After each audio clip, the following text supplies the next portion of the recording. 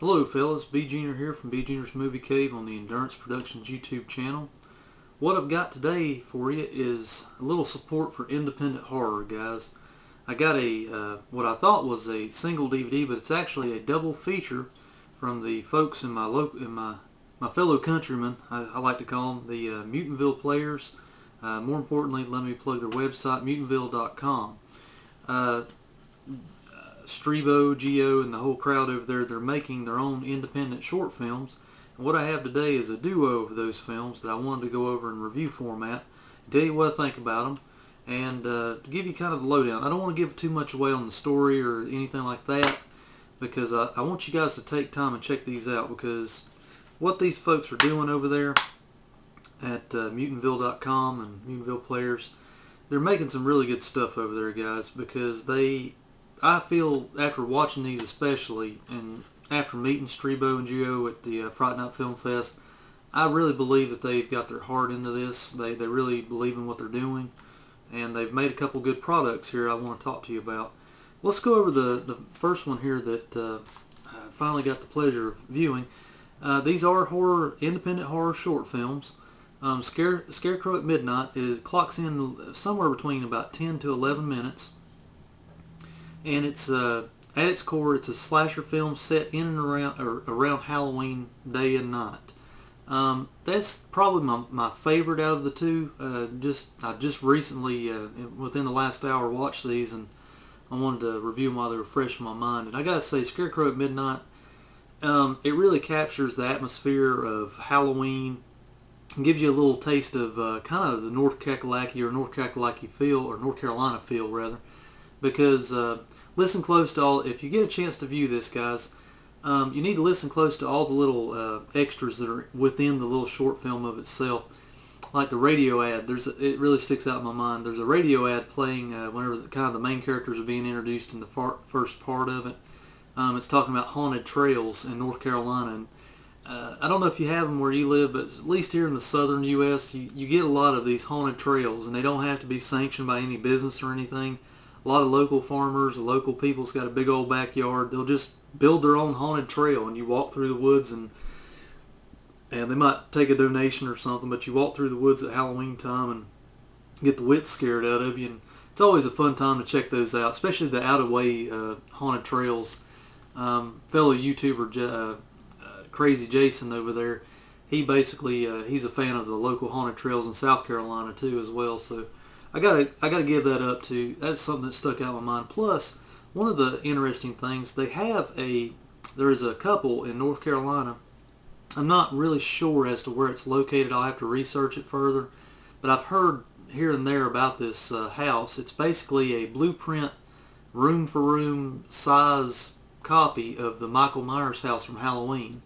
A couple of North Carolina residents got together and actually got the plans for that home and built their own home to spec, the same as the Myers house. And that's where Scarecrow at Midnight, I believe, is filmed, in and around this home. And that gives you a little taste and feel of Halloween as well, the decorations, everything. Scarecrow at Midnight, basically at its core, like I said, is a slasher short film that's based around the main character, this girl right here on the cover. And I don't want to give too much away, but as you can see from the cover, it does have to do with a killer scarecrow, and mayhem ensues. And there again, it being a short film, I don't want to give too much away in the plot, because I do want you guys to seek this one out either directly from mutantville.com or wherever you can find a copy at conventions, and just give it a good look-see, because I really tend to think, I'm going to put this one in my collection, of course, and this will be one of those that I want to pull out every Halloween to kind of give not only friends or people that haven't seen it a little taste of North Carolina, but also it's got that good homegrown effort feel that I really enjoyed to the movie, because a lot of the forestry and backgrounds and stuff, a lot of the forest in North Carolina looks the same. You can just tell, if you lived here long enough, you can tell it's North Carolina. So it's one of those deals where it really captures the mood and essence of Halloween. And I got to be honest, the special effects in this little 10-minute short film were excellent. I mean, the gore effects and things like that. Especially the first gore effect, the first main blood gore effect that you see in Scarecrow at Midnight.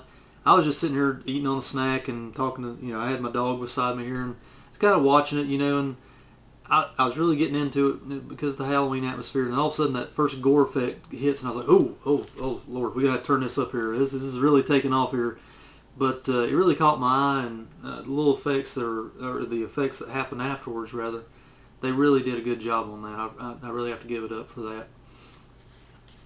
Scarecrow at Midnight, the picture quality. For a DVD presentation, guys, in an independent horror film, the picture quality is really good. I mean, sound quality is pretty standard for DVD, and I got to just be honest and give them props are due. The lighting's very good in it. They did a really great job. This is just from an old self-appointed movie buff guy. I'm no way in their league as far as by filmmaker at all. I've never made my own real films. Just goofing around with cameras is all I've really done. But for a short film slasher that you're going to want to watch every Halloween and really captures the essence of Halloween, you could do worse. This Scarecrow at Midnight really gets my seal of approval for a short film that you want to get out every Halloween. That's where I come out on that one. It's got a great ending to it too. I really enjoyed it. Inside, I noticed that they had also sent a screener copy of The Devil Comes Down, which is a zombie short film. Clocks in somewhere around about 6 minutes, I believe. I enjoyed it, just as good, but I like Scarecrow at Midnight because I'm more of a slasher fan anyway. I'm kind of biased that way. But The Devil Comes Down is basically a zombie movie that takes the zombie genre as we all know and love it from all these films we've grown to love over the years from Romero and things like that, and kind of takes the idea and subject matter of it and turns it on its head. Now, if I tell you more of that, it's going to give away the kind of the hook or the twist of the movie, so I don't want to go too much further into it. Just know that it's a good zombie effort in short film format. The gore effects, the makeup effects on the main zombie in that one too is really good. It's got these really cool, they're not scleros, but they're like really wily looking contact lenses the guy wears, and they got all the veins and stuff really accentuated on his face, really nice. Pretty good effects in that one as well for a low budget independent horror short film. I gotta be honest, these two are ones you really want to check out, and if anything, try to get at least Scarecrow at Midnight, because I really enjoyed that one. That'll be one you want to watch in years to come. If anything, to just spread the word about independent horror and show them what they can do on a limited budget. What can be done nowadays with the tools that are given or the tools that are there. Be honest. I would, if you're at a convention or if you can get in touch with Strebo and some of the guys on their website, I would say try to borrow Steel Kill, pick you up a DVD of Scarecrow at Midnight. I give it the seal of approval, especially for Halloween viewing. It won't take up too much of your time, if you're worried about it. A lot of independent films, a lot of people are worried about giving it 90 minutes or something like that. This one won't take up too much of your time, and it'll pay off. I really think this one is one of those that pays off, and they did a really good job on it. The editing, I got to say, in both of them was done really well. The editing, as far as flashbacks and things like that they had in these to kind of tell the narrative in short story film kind of order that you have to do. You have to kind of dump a lot of exposition and stuff, but you have to give people enough to tell them what's going on.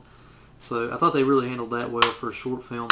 And if I did a little bit of research on Con Carolinas, I'm thinking, if I'm not mistaken, and don't shoot me if I'm wrong, guys, Scarecrow at Midnight won an award at Con Carolinas this past year.